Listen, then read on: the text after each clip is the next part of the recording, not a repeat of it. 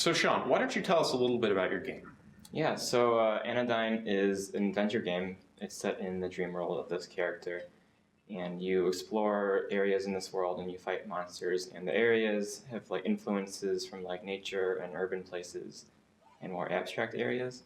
And what we do is we evoke this through a combination of like 16-bit era visual and audio aesthetics. And so what kind of game would you say it's like? I would say it's categorized as like an action adventure game, although that's a very like rough genre. Sure. Yeah. So Sean, what's your background in game development? So I had programmed a little bit over high school, but then around the end of the first year here at Chicago, I decided over the summer that I would try to learn to make games through the basic programming like experience that I had.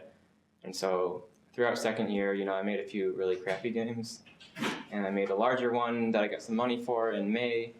And then over this past summer, before my third year here, I met an artist and we started working on this one together. So I've only really been doing it for about a year and a half. So would you say this is your first major feature-length game project? Yeah, it's the first like real commercial game that I've done, in that we already have been taking pre-orders and people are paying for it, and it's about 8 hours long. So yeah, it's like the first feature-length game. And so you mentioned an artist. What exactly did you do for the game? Yeah, so primarily I did programming for the game, and my friend did the art. Yeah. I also understand that you composed a score for the game. Could you tell us a little bit about that? Yeah, so I write the music for the game, and there's songs for each area to sort of go along with the visuals, and so it's all planned very carefully before we start writing the music or create the visuals for the area. We ended up with about there's like 70 to 80 minutes of music in the game that I ended up writing for it. All original? Yeah, and this is all done to sort of provide an immersion into the game's sort of universe.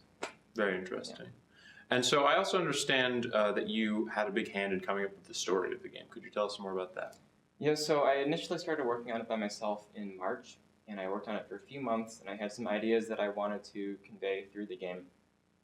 And originally I didn't want to use any dialogue, but then I met John, who was the artist, and he was like, oh, it's very hard to convey everything without dialogue, so maybe we should try to have a semblance of a story on top of it that is still pretty hands-off from the player. And I thought that was a pretty good idea. So what John did is he wrote a lot of dialogue to sort of convey those ideas and put a story on top of it. But the themes and ideas were still very much a collaborative process between us. And could you maybe talk a little bit about those themes?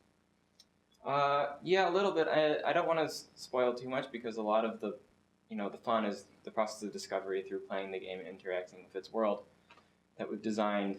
But a lot of it does come from sort of our personal lives and the relationships we've had with other people throughout our lives, and those project into the gameplay and the design of the areas in the game. Awesome. Yeah. Well, I'm excited to see it. And do you have anything else to add? Yeah.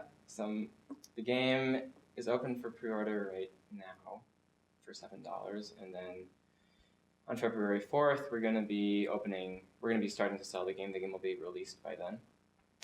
It's on our website, which is anodynegame.com. And you're on Facebook, Twitter? Yes, Facebook, Twitter, and IndieDB. Just search like Sean Hogan game and it'll pop up. Great. Well, Yeah. Thank you so much, Sean. I really look forward to Thank you. seeing the game.